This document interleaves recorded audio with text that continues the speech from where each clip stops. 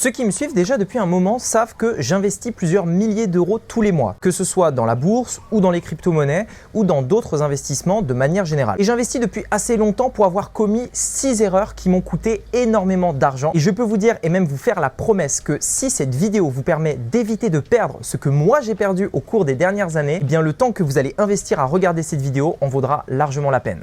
Si ce genre de sujet d'ailleurs vous intéresse, je vous invite à vous abonner et à me mettre un like. Et on démarre donc tout de suite avec la première erreur qui m'a fait perdre énormément d'argent dans mes investissements. Ce n'est autre que la FOMO. La FOMO, c'est quoi? C'est une expression qu'on va souvent utiliser notamment en anglais qui veut dire Fear of Missing Out. La FOMO, c'est tout simplement la peur de rater le train. C'est-à-dire que on a une opportunité qui nous passe sous les yeux, on voit qu'il y en a d'autres qui en profitent autour de nous, d'autres qui gagnent de l'argent autour de nous et on se dit waouh, ce truc a l'air génial, si j'investis pas tout de suite maintenant, je vais rater cette opportunité, je vais rater quelque chose qui pourrait me faire gagner énormément d'argent. La peur de rater le train. Bien souvent, quand on prend des décisions d'investissement avec cette FOMO, c'est des mauvaises décisions.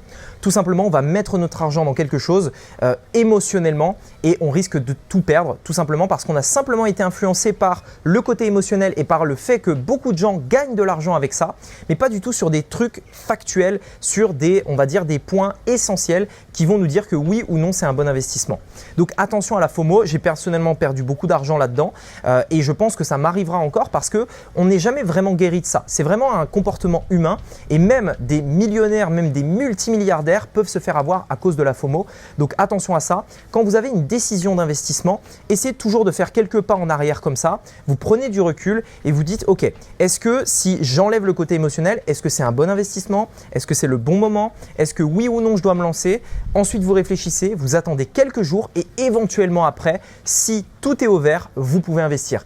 Attention à ne jamais réagir trop émotionnellement. Deuxième erreur qui est à mon avis fatale et qui peut vraiment vous faire perdre beaucoup d'argent, c'est le fait de ne pas comprendre dans quoi vous investissez. Je vois énormément de personnes autour de moi qui vont investir par exemple en bourse sans vraiment comprendre comment fonctionne la bourse, qui vont investir dans les cryptos sans comprendre à quoi ça sert, quelle est leur utilité, pourquoi ça peut changer le monde. J'irai même plus loin, chaque action, chaque entreprise, chaque crypto, quel est son but, quelle est sa raison d'être, comment elle va vous rapporter de l'argent. Si j'investis en bourse dans une action précise, je veux comprendre l'entreprise, les dirigeants, ce qu'elle vend, à qui elle le vend, quel est son chiffre d'affaires, quelles sont ses dépenses, ses dettes, etc. Si j'investis dans un ETF, on en reparlera d'ailleurs sur d'autres vidéos sur cette chaîne, je veux comprendre dans quelle société j'investis, sur quel marché, dans quel pays, dans quelle devise, etc., etc. Et donc tous ces critères sont essentiels. Vous devez comprendre et savoir exactement dans quoi vous mettez votre argent. Ne vous dites pas « Ah tiens, un ami m'a dit que ça marchait bien, du coup je mets mon argent ». Ou ne vous dites pas « Tiens, au cours des dernières années, il y a tant de pourcents, etc. Donc ça a l'air pas mal, donc allez hop, je mets mon argent ». Non, à chaque fois que vous mettez votre argent, durement gagné, essayez de comprendre vraiment dans quoi vous investissez.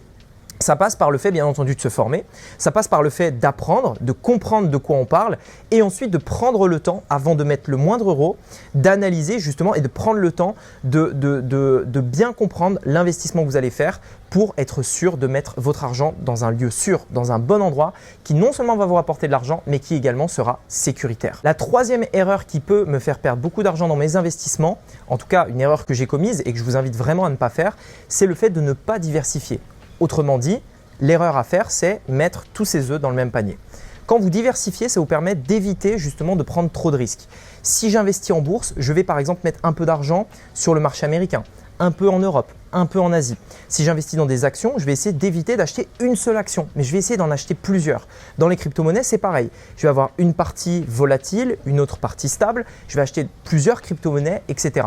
En fait, l'idée de la diversification, elle est assez simple. Si à un moment donné, l'un des actifs dans lesquels j'ai investi venait à arriver à zéro ou baisser tout simplement, eh bien j'ai d'autres actifs qui vont compenser cette baisse, tout simplement. Si par exemple je mets un portefeuille, imaginons que j'ai 100 euros, je mets 100 euros sur une action et que cette action arrive à zéro, je perds 100 euros. Si par contre j'ai 100 euros mais que j'investis dans 10 actions, si l'une de ces 10 actions arrive à zéro, je perds 10% de mon portefeuille au maximum. Voilà l'importance de la diversification. J'irai même un peu plus loin. Lorsque vous diversifiez, vous pouvez faire en sorte d'investir dans des actifs qui ne sont pas corrélés justement, c'est-à-dire qui sont corrélés négativement. Ça veut dire quoi?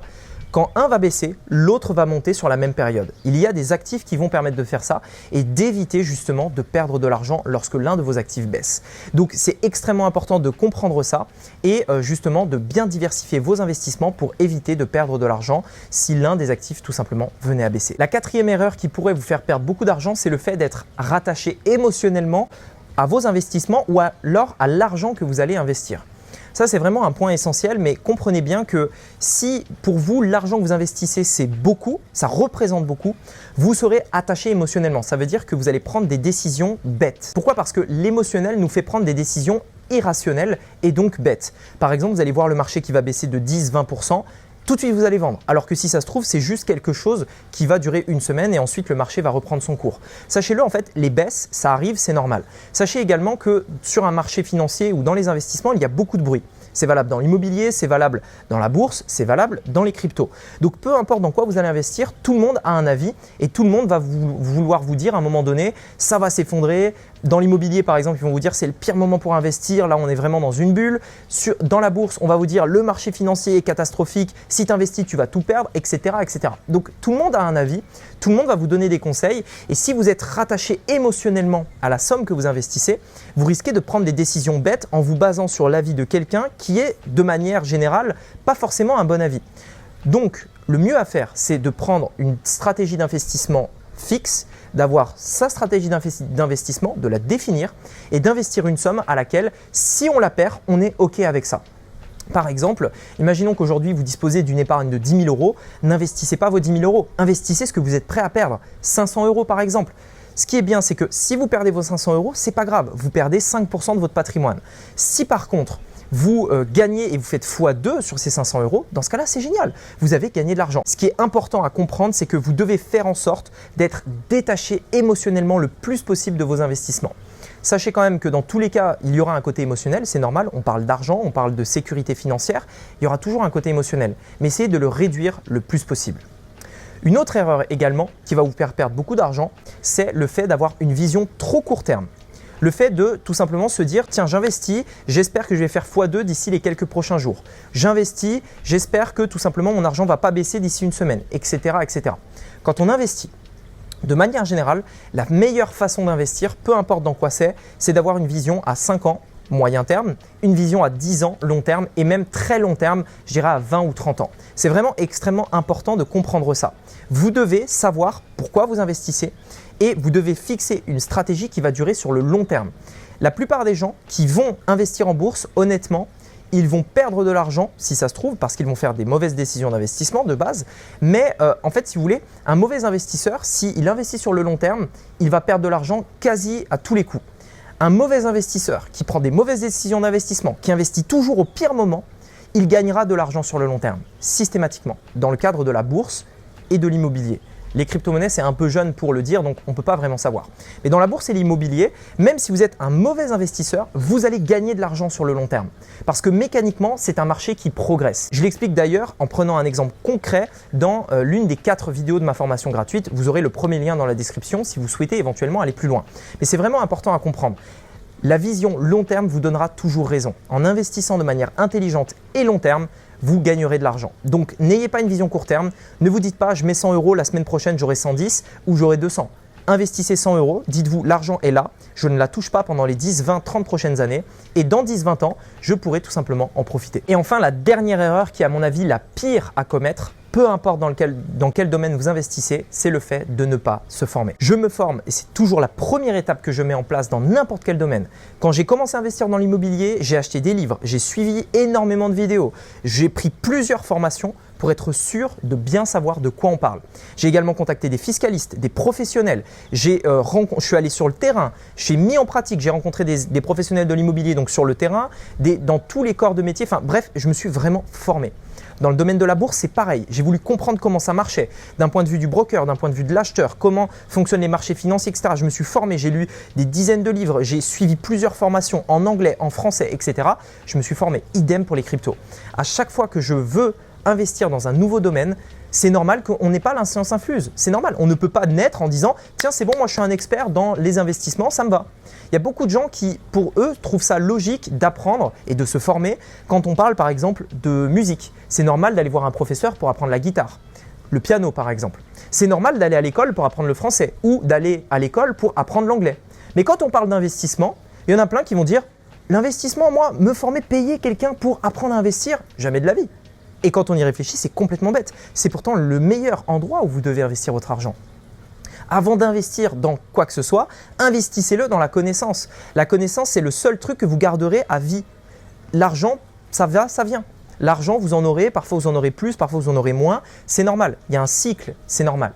Mais la connaissance, elle sera toujours dans votre tête. Donc investir là-dedans, c'est le plus gros investissement que vous pouvez faire. D'ailleurs, c'est là-dedans que j'investis le plus d'argent.